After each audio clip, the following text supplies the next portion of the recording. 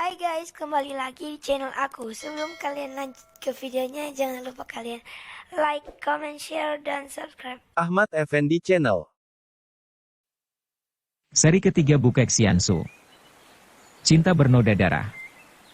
Audiobook, novel silat. Cerita, Ho Ping Hu. Bab 1. Puncak Gunung Taisan yang menjulang tinggi di angkasa tertutup awan putih tebal yang bergumpal-gumpal mengelilingi puncak.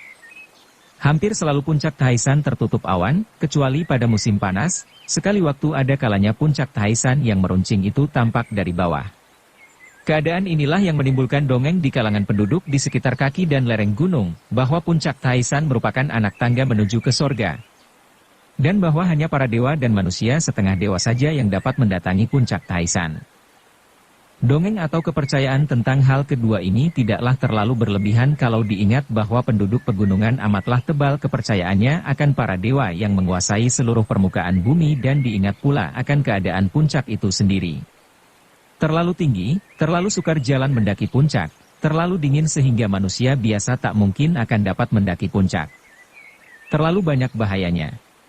Binatang buas, jalan yang amat licin, jurang-jurang yang curam, daerah-daerah yang mengeluarkan gas, dan hawa dingin yang membekukan darah dalam badan. Memang tak mungkin bagi manusia-manusia biasa, namun mungkin saja bagi manusia-manusia luar biasa, yaitu manusia-manusia yang memiliki kepandaian tinggi dan memiliki tubuh terlatih, yang kuat menghadapi semua tekanan, kuat pula mengatasi semua rintangan. Betapapun juga, jarang sekali terjadi puncak Taisan dikunjungi orang pandai, karena selain perjalanan itu amat berbahaya, juga tanpa keperluan yang amat penting. Apakah yang dicari di tempat sunyi itu? Pagi hari itu amat cerah. Awan putih yang berkelompok di sekitar puncak tampak berkilauan seperti perak digosok, matahari membobol benteng halimun lembab, mencairkan segala kebekuan dan menghias ujung-ujung daun dengan mutiara-mutiara air embun berkilauan seperti hiasan anting-anting pada telinga darah jelita. Burung-burung berkicau menyambut hari yang amat indah itu, dan segala yang berada di permukaan bumi seakan bergembira ria. Apakah gerangan yang menyebabkan suasana gembira dan indah ini? Tidak mengherankan.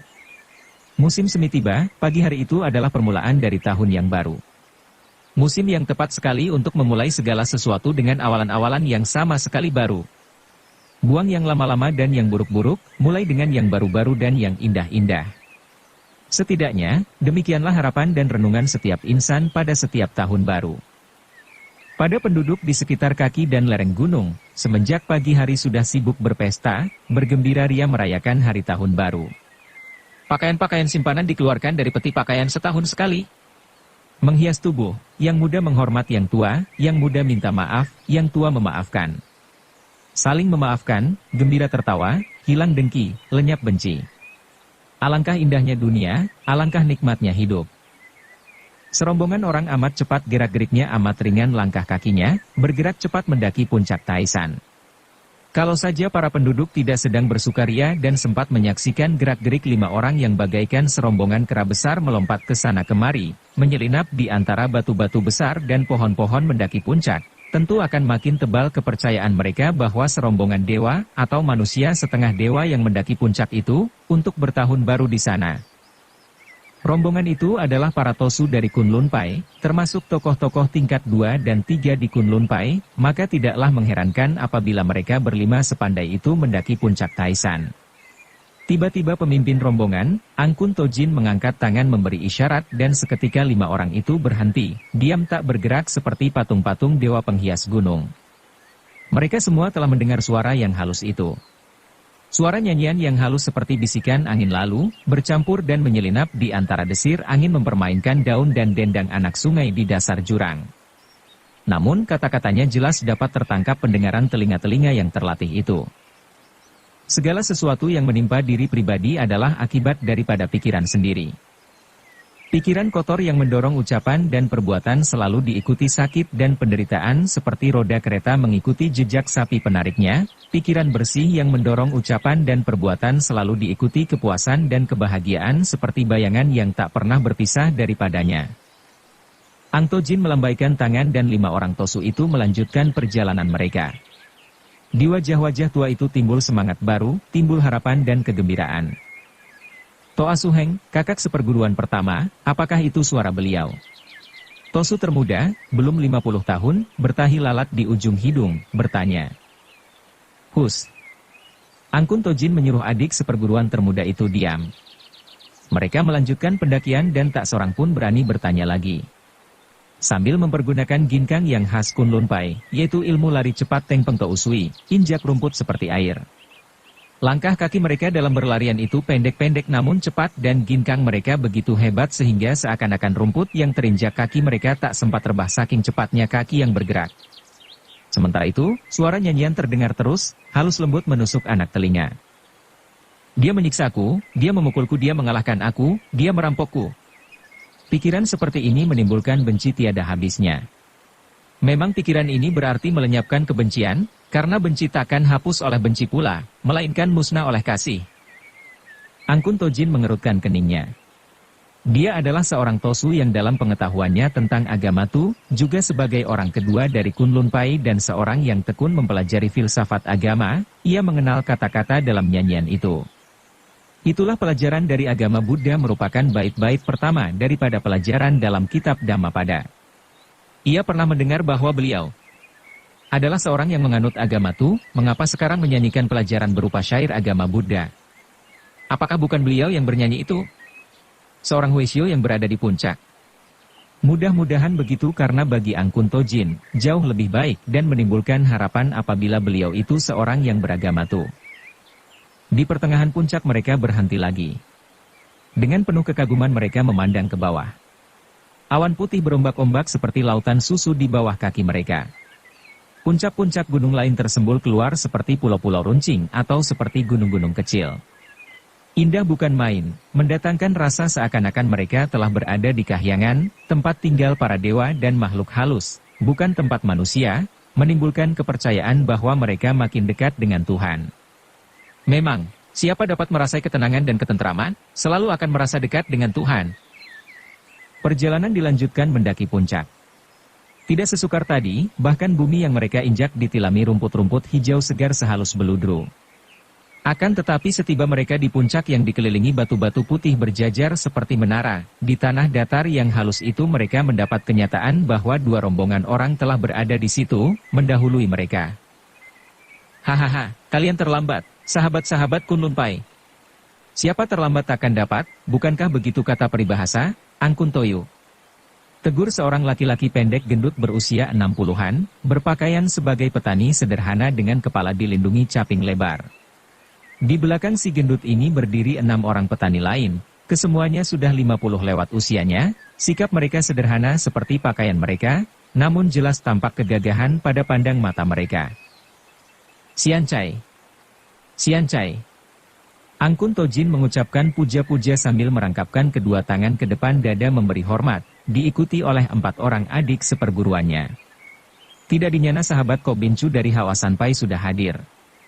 Selamat musim semi, Si Chu, orang gagah. Hahaha, selamat. Selamat, Toyu. Semoga kalian panjang usia, penuh bahagia dan makin subur makmur dan kokoh kuat. Si gendut yang bernama Kok Bincu dan menjadi murid kepala Hawasan Pai itu balas memberi hormat, diturut oleh 6 orang adik seperguruannya. Juga Pinto menghaturkan selamat kepada Leng Lo Suhu dan para suhu dari Butong Pai. Kata pula Angkun Tojin sambil memberi hormat kepada rombongan kedua yang di sebelah kiri. Rombongan ini terdiri dari 4 orang Huisyo berkepala gundul yang bersikap pendiam dan dingin. Mereka dipimpin oleh seorang Huisyo tua, usianya sekitar 70 tahun, bertubuh tinggi tegap dan kelihatan masih kuat, jubahnya berwarna kuning, tanda bahwa dia adalah seorang Huisyo yang sudah mencapai tingkat tinggi. Memang sesungguhnya, Leng Lo Huisyo adalah murid kepala dan menjadi orang kedua dari Butong Pai, selain ilmu silatnya amat tinggi, juga pengetahuannya tentang agama Buddha amat mendalam. Omitohut. Leng Lo Huisyo cepat membalas penghormatan rombongan Kunlun Pai ini, diturut oleh 3 orang adik seperguruannya. Para saudara Toyu dari Kunlun Pai amat ramah, semoga dilimpahi berkah oleh Sang Buddha. Murid kepala Hawasan Pai yang bertubuh pendek gendut itu adalah seorang tua yang gembira sikapnya, suka berkelakar dan ia memandang dunia ini dari sudut yang menggembirakan. Berbeda dengan rombongan-rombongan Kunlun dan Butong, yang bersikap serius dan pendiam sehingga keadaan di situ menjadi kaku dan dingin. Mungkin hal ini adalah karena kedua golongan ini telah menjadi pendeta sehingga mereka pun harus menyesuaikan sikap sebagaimana layaknya para pendeta, yaitu alim dan suci. Murid-murid Hawa Sanpai adalah penganut agama Tu pula. Akan tetapi mereka bukanlah Tosu, bukan pendeta agama ini, melainkan penganut biasa dan hidup mereka sehari-hari adalah sebagai petani. Melihat keadaan yang kaku dan dingin, Kok Bincu tertawa keras dan berkata, "Wah, 3 rombongan wakil partai persilatan terbesar di dunia tanpa sengaja telah berkumpul di sini. Kiranya dengan maksud yang sama pula, hendak bertemu dan mohon petunjuk dari Xiansu, guru sakti, bukankah begitu Angkun Toyu dan Leng Losu? Kami memang hendak menghadap Bukek Xiansu yang mulia dan mohon belas kasihannya." Jawab murid kepala Butongpai dengan suara merendah. Sebagai seorang Weishyo tidak malu-malu untuk minta-minta karena beliau seorang pendeta tuh, sudah selayaknya kalau kami datang mohon diberi penerangan. Jawab Angkun Tojin dengan angkuh. Belum tentu beliau seorang Tosu, tadi Pinceng mendengar beliau menyanyikan syair kitab Dhammapada, bukankah itu membuktikan bahwa Bukek Xiansu adalah seorang pendeta Buddha golongan kami? Bantah Leng Lohuisio dengan suaranya yang dan lambat. Mendengar ini, diam-diam para anak murid Kunlun Pai menjadi kaget, kagum dan juga khawatir. Nyanyian itu terdengar oleh mereka di lereng, masih amat jauh dari tempat ini, akan tetapi ternyata mereka yang berada di puncak ini juga mendengarnya. Bukan main. Penggunaan tenaga mujizat Kaikang yang disalurkan pada suara nyanyian itu benar-benar sudah mencapai tingkat sempurna. Mereka khawatir karena kalau betul-betul Bukek Xiansu seorang penganut agama Buddha, tentu saja tipis harapan bagi mereka untuk bersaing dengan para Weishyo itu. Hahaha, Jiwi Lihiap, 2 pendekar tua, harap jangan salah duga dan menarik Xiansu pada golongan masing-masing. Biarpun saya sendiri, seperti juga sahabat semua, selama hidup belum pernah bertemu muka dengan Bukek Xiansu, namun sudah banyak saya mendengar tentang orang tua sakti itu. Beliau mengakui semua agama, seperti sifat para dewa yang melindungi semua manusia tanpa pilih bulu. Tentu beliau seorang yang amat adil. Dan mengingat bahwa kami datang lebih dulu, yang pertama di tempat ini, sepatutnya kami yang mendapat perhatian lebih dulu. Siapa cepat dia dapat, bukan? Angkun Tojin melangkah maju dan membantah, si Chu dan saudara-saudara dari Hawasan bukanlah orang-orang yang mencari kesempurnaan batin, melainkan jasmania, hidup sebagai petani-petani yang bahagia. Ilmu silat Hawasan Pai juga sudah tersohor di kolong langit. Untuk apa pula mohon petunjuk Xiansu? Tentu bukan untuk urusan kebatinan, akan tetapi kalau hendak mohon petunjuk tentang ilmu silat, untuk apakah pula? Pekerjaan petani tidak membutuhkan ilmu silat terlalu tinggi. Ucapan Toyu benar. Sambung Leng Lohuisio, bagi pendeta-pendeta seperti kami dan para Tosu Kunlun, tentu saja amat membutuhkan petunjuk tentang kebatinan dari Xiansu. Akan tetapi para sicu dari Hawasan, tak mungkin hendak minta petunjuk tentang kerohanian. Kalau mereka hendak minta petunjuk tentang ilmu silat, Pinceng kira Xiansu juga akan memberi petunjuk, jika melihat bahwa ilmu silat Hawasan Pai masih amat rendah. Ucapan ini biarpun terdengar membela namun mengandung sindiran yang memandang rendah tingkat ilmu silat Hawasan Pai. Memang Weishyo murid kepala Butongpai ini berwatak keras dan kaku, juga tidak biasa menyembunyikan apa yang dipikirnya. Leng Losu benar-benar memandang rendah kami dari Hawasan Pai. Tiba-tiba orang kelima dari Hawasan Pai membentak sambil melompat maju. Dia adalah Kok Cheng Chu, seorang yang bertubuh tinggi tegap, berwajah tampan dengan sepasang mata tajam bersinar-sinar, usianya sekitar 30 tahun. Sama sekali tidak memandang rendah. Bantah Leng Lohuisio, hanya Pinceng seringkali mendengar bahwa Hawasan Pai mengutamakan tenaga luar dan penggunaan kaki tangan dalam ilmu silat tidak begitu mementingkan kekuatan dalam. Padahal, Bukek Xiansu adalah seorang ahli kebatinan dan tentu saja petunjuknya akan berhubungan erat dengan kebatinan, maka tidak akan cocok dengan si Chu sekalian. Tidak memandang rendah akan tetapi sama sekali tidak menghargai kepandaian lain orang. Sama saja. Leng Losu, kami dari Hawasan Pai memang masih rendah pengetahuan, tidak ada sesuatu yang patut dibanggakan apalagi disombongkan. Akan tetapi, saya akan merasa takluk kalau seorang di antara para Losuhu dari Butongpai dapat melebihi apa yang akan saya perlihatkan. Kok Cheng Chu yang masih berdarah panas dan tidak tahan mendengar partainya dipandang ringan, segera melangkah lebar mendekati sebuah batu gunung yang berwarna putih.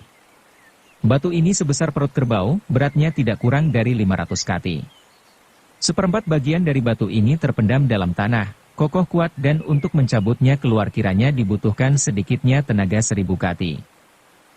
Kok Cheng Chu memasang kuda-kuda di dekat batu, kedua tangannya merangkul dari kanan kiri, lalu dengan sebuah teriakan keras ia mengerahkan tenaga menjebol dan batu itu terangkat ke atas terus diangkat ke atas kepalanya. Otot-otot kedua lengannya tersembul keluar, lehernya mendadak menjadi besar, namun wajahnya yang tampan itu tidak berubah, tetap tenang dan tersenyum. Pihak Butong Pai dan Kunlun Pai memandang kagum. Sebagai ahli-ahli silat tingkat tinggi, mereka maklum bahwa untuk mengangkat batu seberat itu mengandalkan tenaga luar, bukanlah hal yang mudah dilakukan. Selain membutuhkan latihan tekun dan lama, juga harus memiliki bakat alam, yaitu tenaga yang besar dan hal ini hanya dapat dimiliki oleh seorang laki-laki yang selama hidup tetap membujang. Melihat keadaan wajah Kok Cheng Chu, terang bahwa jago Hawa Sanpai ini biarpun usianya sudah 30 tahun lebih, ternyata dia masih bujang, jejaka tulen. Tenaga gua Kang, tenaga luar, si Chu hebat sekali, Pinceng kagum. Kata Leng Lo Suhu dengan sejujurnya. Akan tetapi hal ini memanaskan perut Leng Hai Huesio, murid keempat dari Butong Pai. Biarpun usianya sudah 60 tahun, Huesio keempat dari Butong Pai ini wataknya keras dan tidak mau kalah. Ia segera melompat maju mendekati Kok Cheng Chu dan berkata nyaring. Main-main dengan batu mati ini apa sih anehnya? Si Chu, kalau kau sudah lelah dan bosan, boleh operkan batu itu pada Pinceng. Tadinya Kok Cheng Chu merasa bangga akan pujian murid tertua Butong Pai, akan tetapi melihat dan mendengar sikap dan kata-kata Huesio keempat ini, diam-diam ia merasa penasaran juga kaget. Apakah Huesio yang kurus kering ini dapat mempergunakan tenaga seperti dia? Ia berseru keras dan kedua lengannya bergerak ke bawah lalu ke atas, melontarkan batu besar itu kepada Leng Hai Huesio sambil berseru. Batu berat itu meluncur ke arah Huesio Butong Pai, kalau menimpa kepala tentu akan remuk. Namun, dengan tenang Huesio ini menggerakkan kedua tangannya, menerima batu itu dengan gerakan indah. Kiranya ia telah menggunakan gerakan dewa menyambut mustika, begitu kedua telapak tangannya menempel pada batu, ia meminjam tenaga lontaran tadi, dan terus mengayun batu ke bawah, ke atas lagi, dan melontarkannya ke atas, diterima lagi, diayun dan dilontarkan lagi ke atas sampai 5 kali. Ketika untuk kelima kalinya batu itu menimpa turun, ia menggunakan gerakan menyabet dengan kedua tangan miring. Batu itu melenceng ke samping, terbanting ke atas tanah sampai amblas hampir setengahnya. Inilah gerak pukulan-pukul roboh gunung hitam, sebuah jurus ilmu silat Butong Pai yang lihai. Terdengar tepuk tangan memuji dari para Tosu Kunlun Pai. Sian Cai, ilmu pukulan Butong Pai benar-benar hebat. Seru Angkun Tojin. Akan tetapi Pek Sin Tojin, murid kelima Kunlun Pai yang bertahi lalat pada ujung hidungnya, menjadi penasaran melihat betapa dua orang dari rombongan Hawa Sanpai dan Butong Pai seakan-akan mendemonstrasikan kepandaian. Kalau dari pihak Kunlun Pai tidak ada yang bergerak, jangan-jangan pihaknya akan dipandang rendah. Ia melangkah maju mendekati batu itu, berkata, Sian Cai, batu terbanting keras jangan-jangan banyak cacing yang akan tertimpa remuk. Kaki kanannya bergerak mencongkel dan batu itu menggelinding keluar dari dalam tanah, sampai 5 kaki lebih jauhnya. Gerakan ini saja membuktikan betapa lihainya para Tosu Kunlun Pai. Yang paling berangasan di antara semua orang adalah Kok Cheng Chu. Ia mengeluarkan suara ejekan dari hidungnya, semua memamerkan tenaga dalam yang mengandalkan tenaga pinjaman, bukan tenaga asli dari otot dan urat. Biarpun kami dari Hawa Sanpai hanya melatih otot untuk memperkuat tubuh, namun permainan Luekang, tenaga dalam, seperti itu juga bukan hal aneh. Ia tidak melakukan tantangan, namun kata-katanya ini jelas mengangkat golongan sendiri dan tidak memandang tinggi dua rombongan lain. Juga ia berdiri dengan dada terangkat, kedua kakinya memasang kuda-kuda dengan sikap seolah-olah ia siap menghadapi siapa saja yang berani melawannya. Tentu saja sikap ini memanaskan hati pihak Kunlun Pai dan Butong Pai, apalagi pihak Butong Pai. Kalau saja Angkun Tojin dan Leng Lo Huesio tidak memberi isyarat dengan pandang mata, tentu ada Tosu Kunlun dan Huesio Butong yang melompat maju untuk menghadapi Kok Cheng Chu. Pada saat itu terdengar suara tertawa nyaring dan merdu. Semua orang menjadi kaget, memandang ke kanan kiri, namun tidak tampak seorang pun manusia. Padahal jelas sekali tadi terdengar suara ketawa seorang wanita, terdengar dekat sekali, bahkan suara pernapasan di antara kekeh tawa itu dapat mereka dengar. Omitohut. Leng Lo Huisio mengeluarkan suara sambil merangkapkan kedua telapak tangan di depan dada. Si Chu mengeluarkan sikap menantang, membikin marah Dewi penjaga gunung. Kita datang untuk mohon pelajaran kebatinan kepada Bukek Xiansu, saudara-saudara dari Hawa Sanpai memperlihatkan kekerasan, sungguh lucu sehingga ditertawakan oleh segala makhluk halus. Kata pula Angkun Tojin, namun diam-diam ia merasa gelisah karena ia dapat menduga bahwa yang mengeluarkan suara ketawa itu sudah pasti seorang yang memiliki kesaktian luar biasa. Terang bukan Bukek Xiansu, juga bukan yang bernyanyi tadi, karena suara ketawa ini adalah suara wanita. Kami orang-orang Hawa Sanpai tidak takut terhadap segala siluman. Ko Cheng Chu berkata keras sambil melirik ke kanan kiri. Sute, jangan bicara begitu. Ko Bin Chu mencela adik seperguruan yang berangasan itu. Akan tetapi suaranya terhenti ketika tiba-tiba pada saat itu terdengar lagi suara ketawa dan kini tahu-tahu di depan mereka telah berdiri seorang wanita yang amat cantik. Dia datang begitu saja seperti muncul dari dalam bumi, tidak tampak datangnya. Tahu-tahu sudah berdiri di depan Kok Cheng Chu sambil tertawa terkekeh-kekeh, bibirnya yang merah dan lembut itu terbuka, tampak dua deretan gigi yang putih seperti mutiara berbaris. 14 orang itu memandang dengan mata terbelalak. Sungguh seorang wanita yang amat cantik, dilihat dari wajahnya yang segar berseri itu agaknya belum 25 tahun usianya, namun sikap dan gerak-geriknya membayangkan kepribadian yang kuat dan berwibawa, tenang dan tabah, sikap masak seorang tokoh besar. Pakaiannya dari sutera tipis berwarna putih sehingga terbayang baju dalam yang berwarna merah muda. Sepasang kakinya tertutup sepatu kulit mengkilap, berwarna hitam. Yang menarik hati dan mengerikan adalah rambutnya. Rambut hitam gemuk, panjang sampai hampir menyentuh tanah di belakangnya, sebagian lagi terurai ke depan dari kanan kiri lehernya. Tubuhnya padat berisi, kulit leher, tangan dan mukanya halus dan putih seperti salju.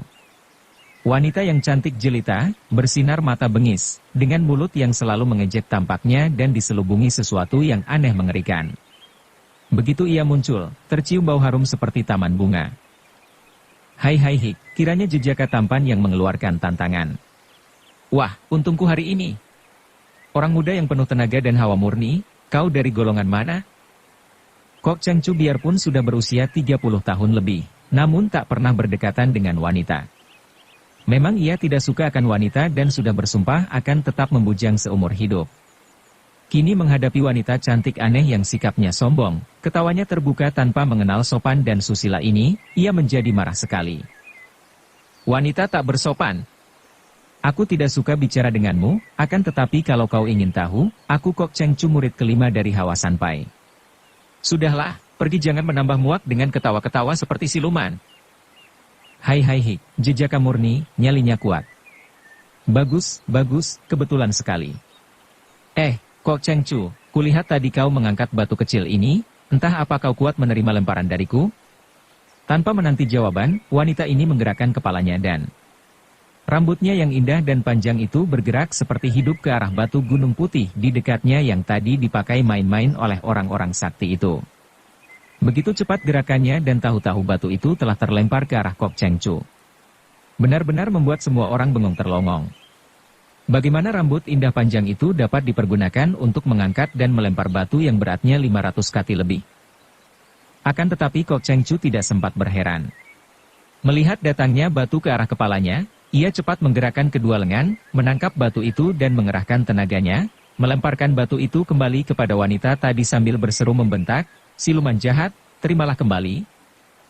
Lemparan Kok Cheng Chu dilakukan dengan pengerahan tenaga sepenuhnya, akan hebat sekali akibatnya kalau wanita itu tertimpa.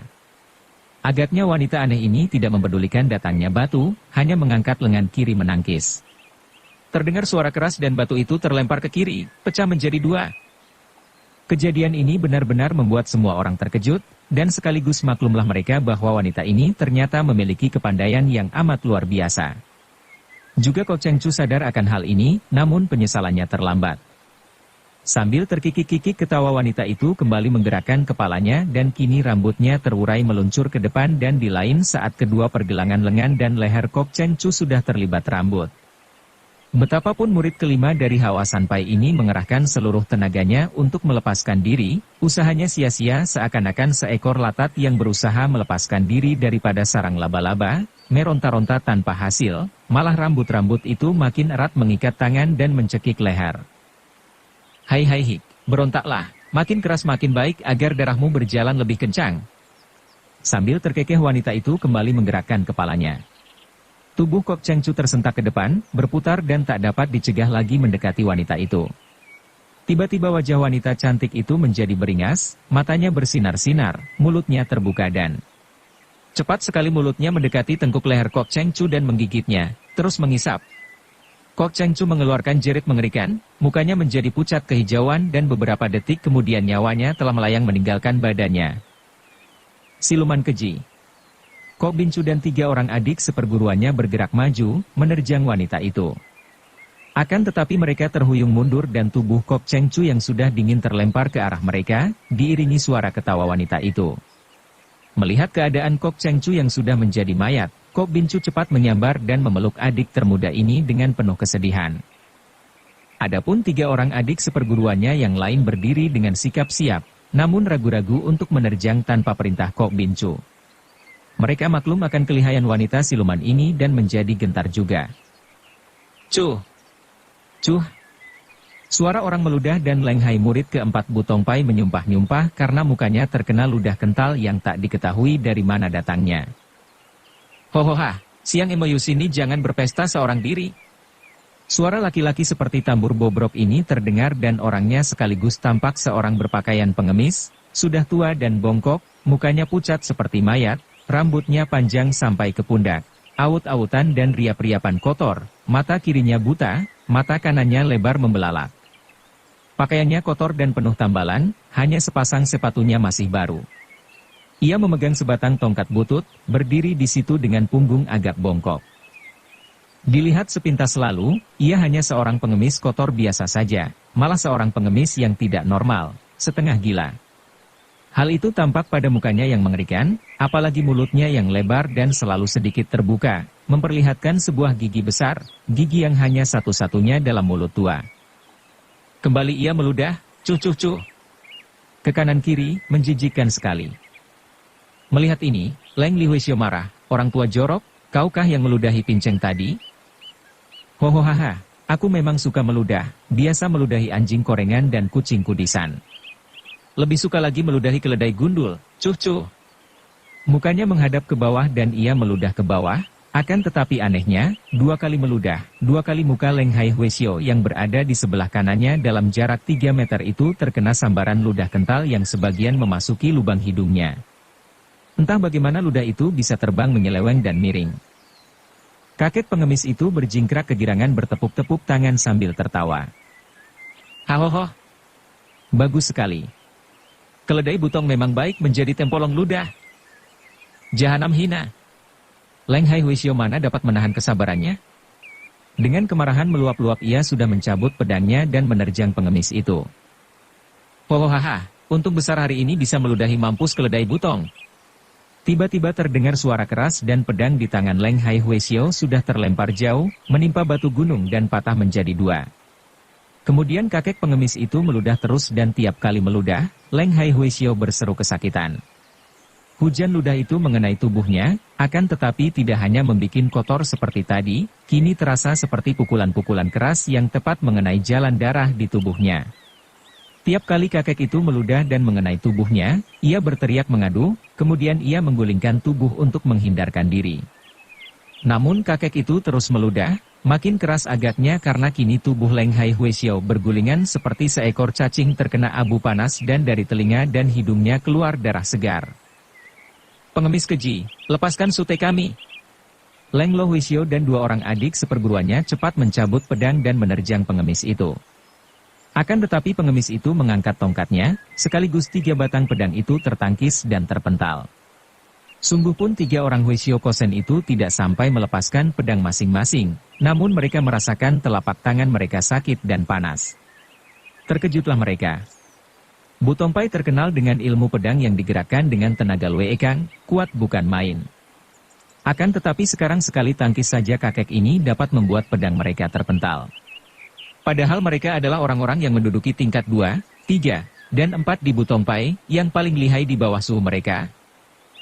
Sementara itu, kakek itu terus meludahi tubuh Leng Hai Hwasyo yang kini sudah tak dapat bersambat atau bergerak lagi. Hebatnya, kepala yang gundul itu kini bolong-bolong dan dari situ keluar darah bercampur otak.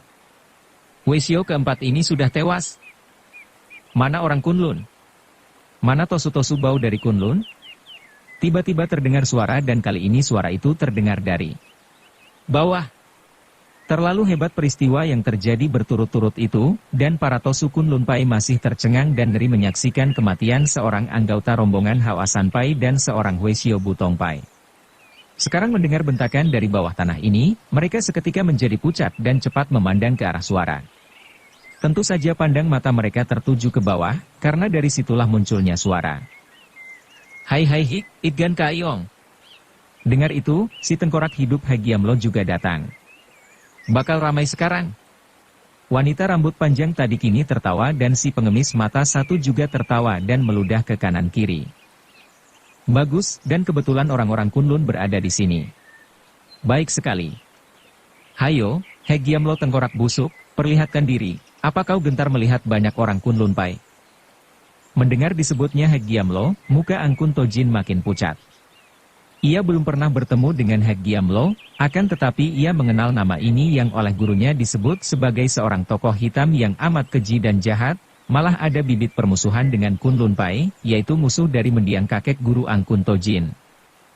Terdengar suara menggereng seperti harimau dari dalam tanah dan tiba-tiba tanah berikut batu berhamburan terbang dan tahu-tahu tanah itu sudah berlobang besar. Dari dalam lubang meluncur cahaya seperti kilat yang terbang ke arah 5 orang Tosu Kunlun Pai.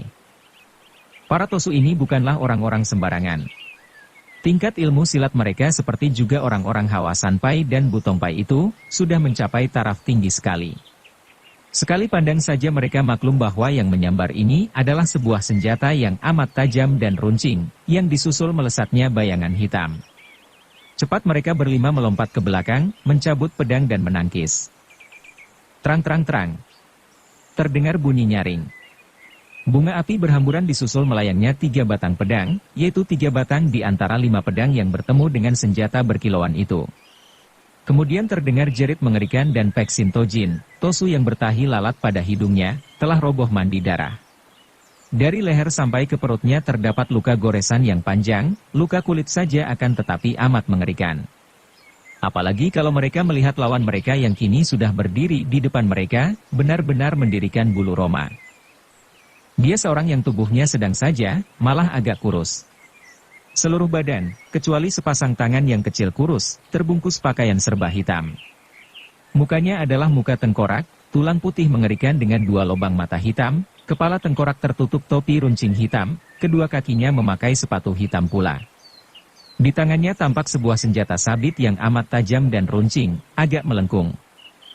Senjata sabit itu kini bergerak-gerak ke arah tubuh Peksin Tojin, sekali berkelebat tentu kulit tubuh Tosu itu teriris robek. Peksin Tojin menggeliat-geliat, bergulingan, darah memenuhi tubuh dan mukanya, namun sabit itu terus bergerak, makin lama makin cepat. 4 orang Tosu Kunlun Pai menerjang lagi, yang 2 orang termasuk Angkun Tojin menggunakan pedang, yang 2 orang lagi karena pedangnya terlempar, menerjang dengan kepalan.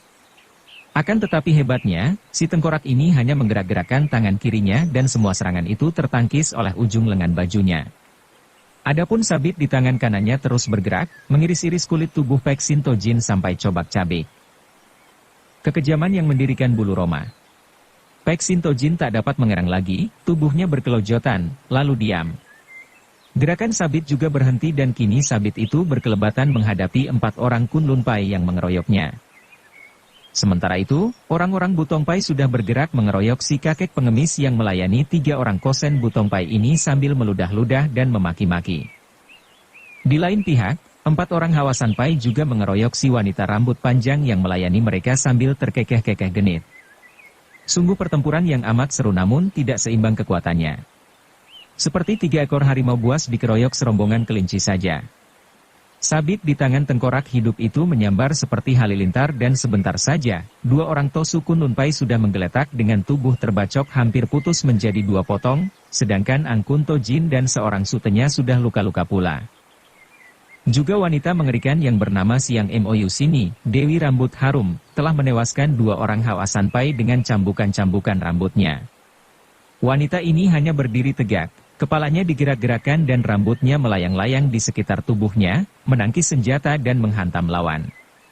Jangan dipandang rendah rambut ini, karena ketika menghantam lawan, rambut halus dan berbau harum itu seakan-akan telah berubah menjadi kawat baja yang amat kuat.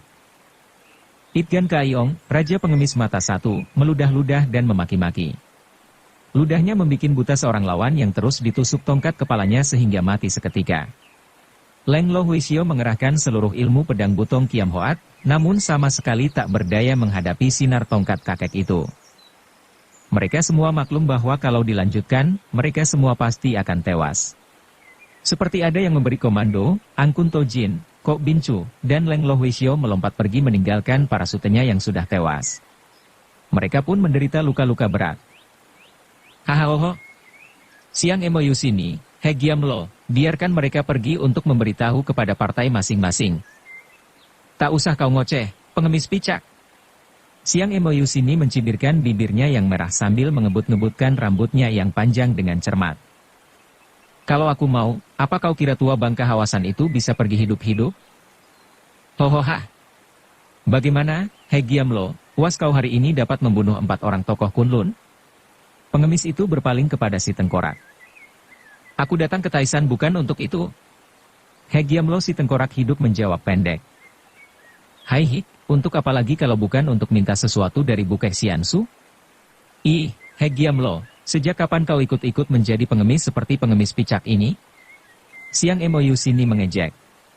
Akan tetapi He Giam Lo tidak menjawab, hanya mendengus marah. Hoha, setan cilik. Lidahmu benar-benar lemas, bibirmu halus mengandung madu, tapi ludahmu seperti butrawali dan merica. Kau sendiri datang pada permulaan musim semi, apakah akan memberi selamat panjang umur kepada setan gunung? Hoho, kau sendiri juga akan mengemis ilmu, bukan? Cih, mulutmu bau busuk, pengemis kotor. Aku mendengar bahwa Bukek Xiansu akan muncul di dunia. Aku hendak melihat apakah dia dapat menghadapi rambutku. Kalau dapat, baru aku mau mengangkatnya sebagai guru, bukan mengemis seperti kau. Haha, silat lidah. Menjadi murid dan mengemis ilmu, apa bedanya? Malu-malu kucing segala, cuh. Itgan Kaiong meludah ke dekat kakinya dan batu di dekatnya berlubang oleh ludah itu. Bukankah begitu, He Giam Lo? Si tengkorak hidup tidak menjawab, tidak mengangguk atau menggeleng hanya mengeluarkan suara. Ih, menyebalkan si tengkorak busuk ini. Apa mendadak menjadi bisu? Apakah ingin menyembunyikan suara seperti bertahun-tahun ia menyembunyikan mukanya? Wah, alangkah inginku merenggut lepas kedok tengkorak itu dan melihat apakah dia laki-laki atau wanita, kalau laki-laki tampan atau buruk, muda atau tua. Tengkorak hidup itu mundur selangkah, mukanya menghadap Siang Emoyu sini dan senjata sabitnya yang mengerikan itu diangkat ke atas, agaknya siap bertempur. Itgan Kaiong berjingkrak-jingkrak tertawa dan bertepuk-tepuk tangan. Bagus, bagus. Aku pun mempunyai keinginan yang amat sangat, yaitu melihat kalian bertempur mengadu ilmu. Alangkah akan ramainya, entah siapa yang hanya bernama kosong belaka. Siang Emoyu sini ataukah He Giam Lo? Hayo, mulailah.